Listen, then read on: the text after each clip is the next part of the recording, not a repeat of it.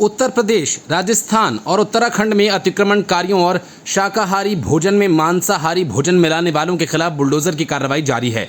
इस बात से जिनके खिलाफ कार्रवाई की गई उनसे ज़्यादा परेशान कम्युनिस्ट और कांग्रेस ही हैं। यही वजह है कि कम्युनिस्ट संगठन national federation of Indian women supreme court जा पहुंचा और बुलडोजर की कार्रवाई को कोर्ट की अवमानना बताकर कार्रवाई की मांग कर डाली। लेकिन सुप्रीम कोर्ट ने इस याचिका को सुनवाई करने से साफ इनकार कर दिया और याचिकाकर्ता को फटकार लगाई। Justice B R. Gavai, justice Prashant Kumar Mishra और जस्टिस के.वी. विश्वनाथन की पीठ ने याचिका पर विचार करने से इनकार कर दिया। जस्टिस गवई ने कहा कि आप तीसरे पक्ष हैं, आपकी शिकायत क्या है? प्रभावित लोगों को आने दीजिए, हम सुनवाई करेंगे। इससे मुकदमों की बाढ़ आ जाएगी। हम भानुमति का पिटारा नहीं खोलना चाहते हैं। पीठ ने याचिकाकर्ता को तीसरा पक्ष बताया। आदेश में सुप्रीम कोर्ट के 3 जजेस की पीठ ने कहा कि वर्तमान मामले में तथ्यों को देखते हुए वर्तमान आवेदकों के कहने पर जो प्रत्यक्ष या अप्रत्यक्ष रूप से कथित कृत्यों से संबंधित नहीं है, हम वर्तमान याचिका पर विचार करने के लिए इच्छुक नहीं हैं।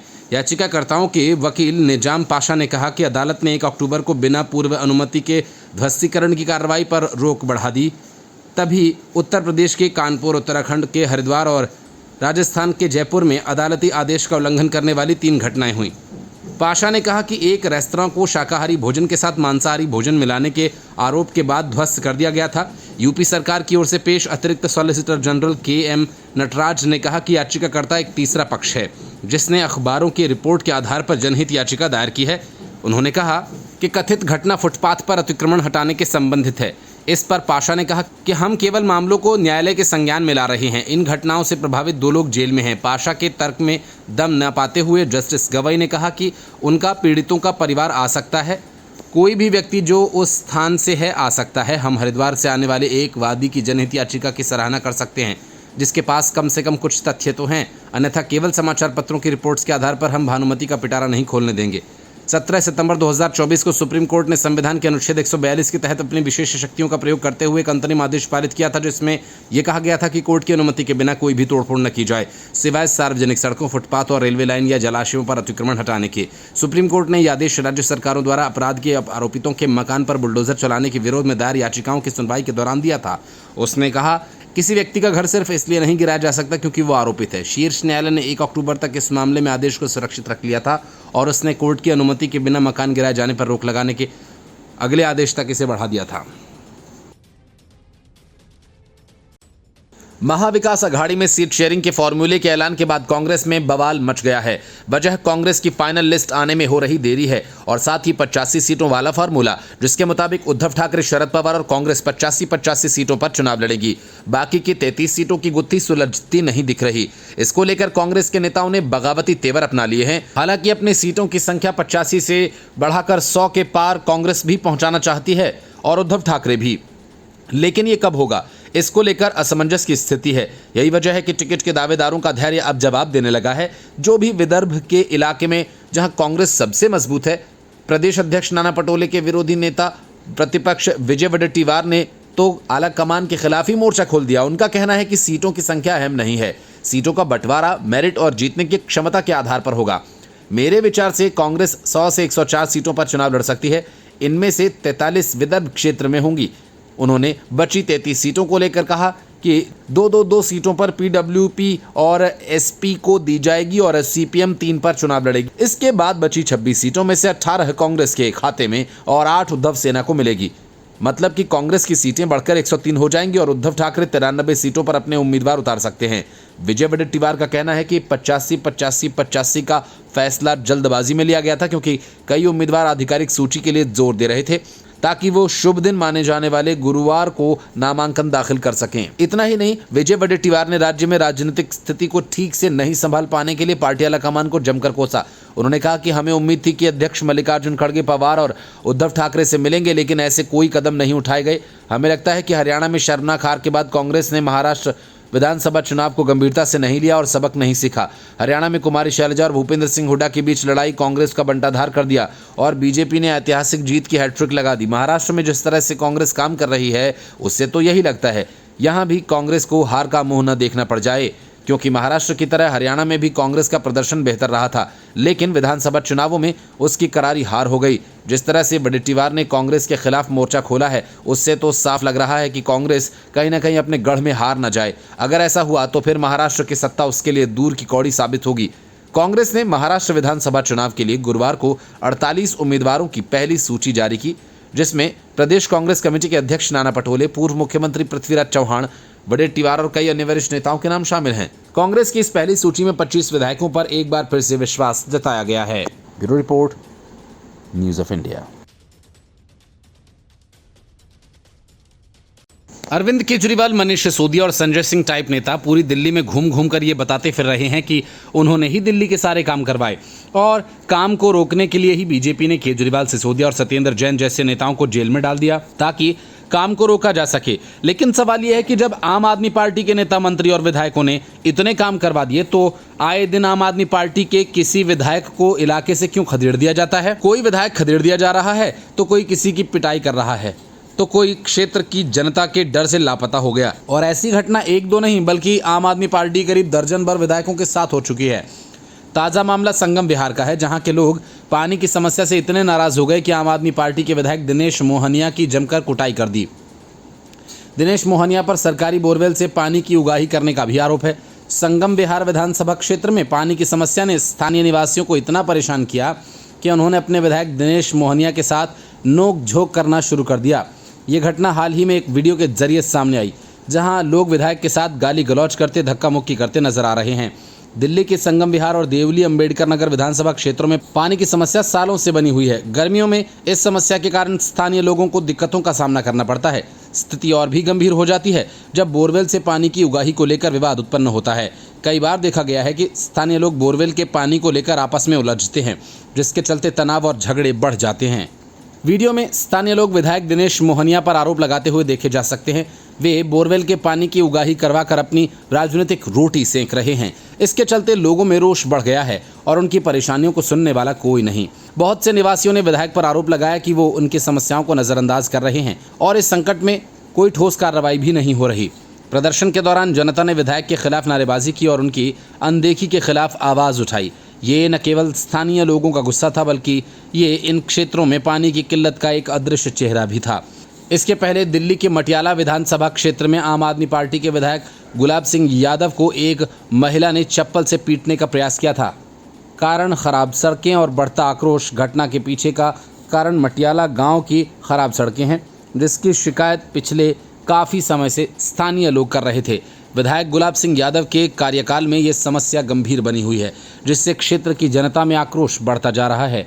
हाल ही में इलाके के 2 सरकारी स्कूल्स ऐसे भी हैं जहां इस महिला के बच्चे पढ़ते हैं। खराब सड़कों के कारण बच्चों को स्कूल आने जाने में भारी परेशानी का सामना करना पड़ रहा है। स्थानीय लोगों ने कई बार अपने विधायक से अनुरोध किया कि सड़कें ठीक करवाई जाएं। Bureau report, news of India.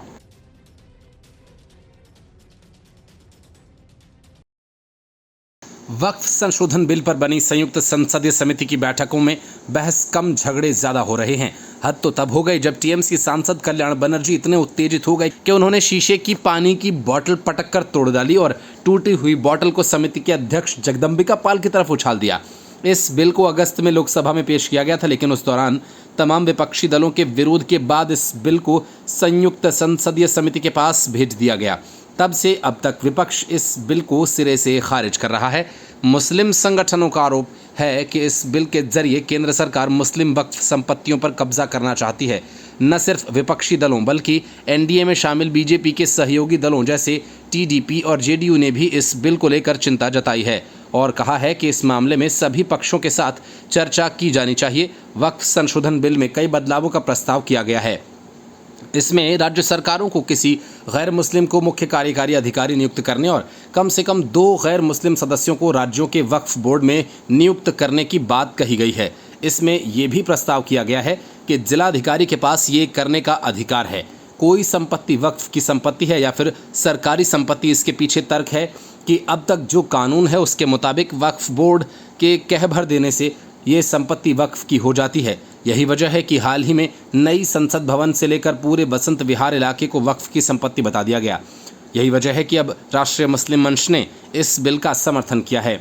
मंच के संयोजक इंद्रेश कुमार ने कहा कि इस देश में ज़मीन के मामले में किसी भी विवाद का फैसला अदालतें करती हैं, लेकिन जब बात वक्फ संपत्तियों को लेकर विवाद की आती है तो वक्फ बोर्ड ही ऐसे मामलों में फैसला करता है। अगर वक्फ बोर्ड आपके खिलाफ फैसला देता है तो उसे ही अंतिम फैसला मान लिया जाता है और ऐसे में कई संपत्तियों पर गलत ढंग से कब्जा कर लिया जाता है। इंद्रेश कुमार ने कहा कि मुस्लिम समुदाय में इस तरह की धारणा बढ़ रही है। वक्फ बोर्ड माफिया की तरह काम कर रहा है और भ्रष्टाचार का अड्डा बन गया है। इस सवाल के जवाब में वक्फ संशोधन बिल में ऐसे प्रस्ताव हैं कि गैर मुस्लिम भी वक्फ बोर्ड के सदस्य बन सकते हैं। इंद्रेश कुमार ने कहा कि न सिर्फ मुस्लिम बल्कि अन्य धर्मों के लोग भी वक्फ बोर्ड को अपनी ज़मीन देते हैं, तो ऐसे में वक्फ बोर्ड में अन्य धर्मों के प्रतिनिधियों को जगह क्यों नहीं दी जा रही। इंद्रेश कुमार ने कहा कि इस बिल में मुख्य रूप से 3 उद्देश्य हैं। पहला, वक्फ बोर्ड की जिम्मेदारी तय करना, उसके कामकाज में पारदर्शिता लाना। दूसरा, ये सुनिश्चित करना कि वे समुदाय की बेहतरी के लिए काम कर रहे हैं। और तीसरा, गैर मुस्लिम सदस्यों की नियुक्ति के जरिए सामाजिक सौहार्द को बढ़ावा देना। इंद्रेश कुमार ने कहा कि देश में ऐसे भी लोग हैं जो लोगों को किसी भी बिल के खिलाफ भड़काने की कोशिश करते हैं।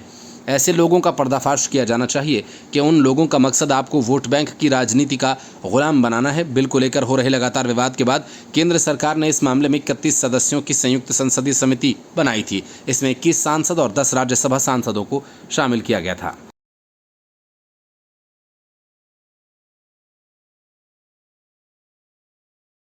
सच की एक बुरी आदत होती है कि वो छिपाए छिपता नहीं, और झूठ की अच्छी आदत ये होती है कि वो कितना भी मजबूत क्यों ना हो, उसका घड़ा फूट ही जाता है। अरविंद केजरीवाल इन दिनों इसी सच के खेल में उलझे हैं। जिस शीश महल के सच को उन्होंने हद से ज़्यादा छिपाया वो आखिरकार सबके सामने आ ही गया। जिस यमुना के प्रदूषण को लेकर केजरीवाल और पूरी आम आदमी पार्टी ने इतने झूठ बोले कि उसका घड़ा फोड़ने के लिए खुद एलजी सक्सेना को सामने आना पड़ा। यमुना में जहरीले झाग की तस्वीरें शेयर करते हुए एलजीवी के सक्सेना ने लिखा कि सच की एक बड़ी बुरी आदत होती है कि वो दबाए दबता नहीं।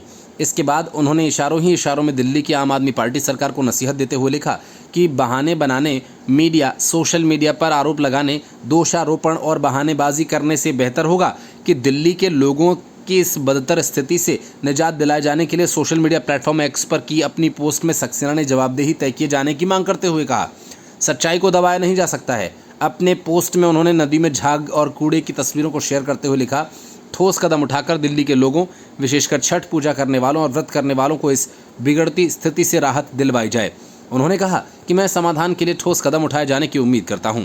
इससे एक दिन पहले भी उन्होंने यमुना नदी के फोटोज शेयर किए थे जिसमें उन्होंने नदी की स्थिति पर चिंता व्यक्त की थी। इसके बाद उपराज्यपाल ने नदी में झाग दिखाती 4 तस्वीरों को शेयर करते हुए लिखा था, आदि अनंत से दिल्ली की जीवन रेखा रही यमुना का महत्व छठ महापर्व पर बढ़ जाता है। यमुना का ये हाल दिल्ली की जनता का दर्द देखा नहीं जाता। ऐसी दुर्दशा का जिम्मेदार कौन है? किसने यमुना की सफाई के दावे कर इसमें डुबकियां लगाने की घोषणा की थी? किसके आदेश पर पिछले साल शुरू किए गए यमुना पुनरुद्धार के काम को कोर्ट से रुकवाया? हालांकि एलजी की इस पोस्ट के बाद आम आदमी पार्टी ने दावा किया था कि यमुना पर झाग की ये तस्वीरें साल 2015 की हैं और आरोप लगाया था कि भाजपा पुरानी तस्वीरें साझा करके हताशापूर्ण राजनीति कर रही है। दरअसल उपराज्यपाल ने बहानेबाजी करने का आरोप लगाया इसलिए क्योंकि दिल्ली के मुख्यमंत्री ने राष्ट्रीय राजधानी में बढ़ते वायु और जल प्रदूषण के लिए दिल्ली की मुख्यमंत्री आतिशी ने भाजपा की राजनीति को जिम्मेदार बताया था। मुख्यमंत्री ने भाजपा की आलोचना करते हुए कहा था कि दिल्ली में यमुना में दिखने वाले झाग इस नदी में छोड़े गए अशोधित औद्योगिक अपशिष्ट जल के कारण है। उन्होंने कहा कि हरियाणा बादशाहपुर, मुंगेशपुर और अन्य नालों के माध्यम से प्रतिदिन 165 MGD औद्योगिक अशोधित अपशिष्ट जल यमुना में छोड़ता है। उत्तर प्रदेश द्वारा 65 MGD दूषित पानी विभिन्न नालों के माध्यम से नदी में छोड़ा जाता है। Bureau report, news of India.